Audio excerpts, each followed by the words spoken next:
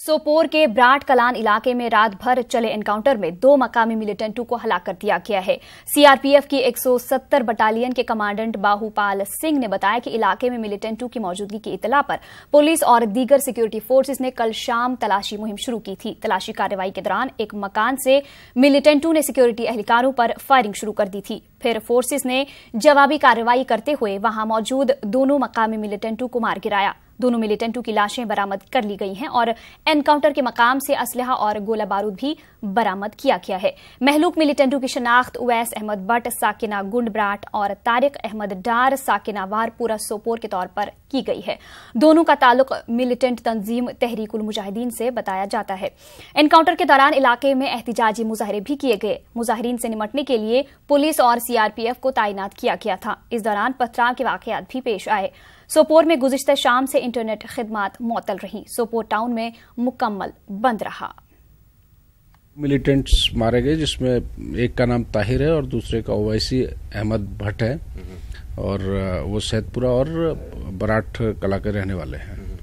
इनसे 2 AK-47 और भारी मात्रा में असला इनसे बरामद किया गया है। फोर्स के लिए बड़ी कामयाबी है क्योंकि ये लोकल मिलिटेंट्स थे, इनको काफी कुछ पता था फोर्सेस के बारे में। पुलिस पर ये लोग हमला करके और सुरक्षा बलों पर हमला करके काफी नुकसान पहुंचा सकते थे। तो अभी फिलहाल TUM ने इनका जिम्मेदारी ली है कि वो उनके ग्रुप से संबंधित थे करके। तो लेकिन मिलिटेंट कोई भी हो, वो सिक्योरिटी फोर्सेस को देश के अमन चैन के लिए नुकसान। पुंछ में LOC पर पाकिस्तान की बिला इश्ताल फायरिंग कल रात भी जारी रही। पाकिस्तानी फौज ने करनी, कस्बा और इस्लामाबाद गांव में रात देर गए हिंदुस्तानी फौज की चौकियों और रिहायशी इलाकों को निशाना बनाया। सुबह में बच्चों को स्कूल भी रवाना नहीं किया गया। वाज़ेह रही कि पाकिस्तान ने कल दोपहर पुंछ के गुलपुर सेक्टर में भी गोलाबारी की थी। गोलाबारी से लोगों में खौफ हरास पाया जा रहा है। जानकारी के मुताबिक पाकिस्तानी फौज सीज फायर मुआहदे की खिलाफ वर्जी करते हुए बड़ी तादाद में इस जानिब से दरअंदाजों को रवाना करने की फिराक में है। जिला के बालाई इलाकों में बर्फबारी होने से इन इलाकों के रास्ते दरअंदाजी की कोशिशें हो रही हैं। ताहम हिंदुस्तानी फौज की चौकसी की वजह से वो अपने अजाइम में कामयाब नहीं हो पा रहे हैं। जब 10 फायरिंग हुई है तो किस तरह का डर है?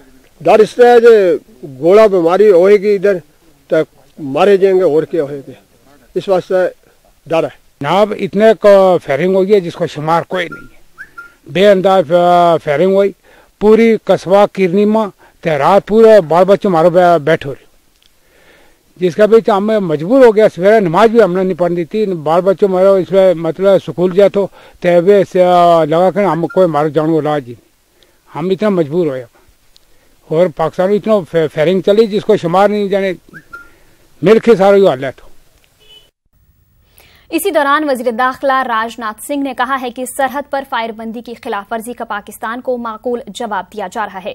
दिल्ली में मीडिया से बात करते हुए राजनाथ सिंह ने कहा कि मुल्क आज जवानों की वजह से ही महफूज है।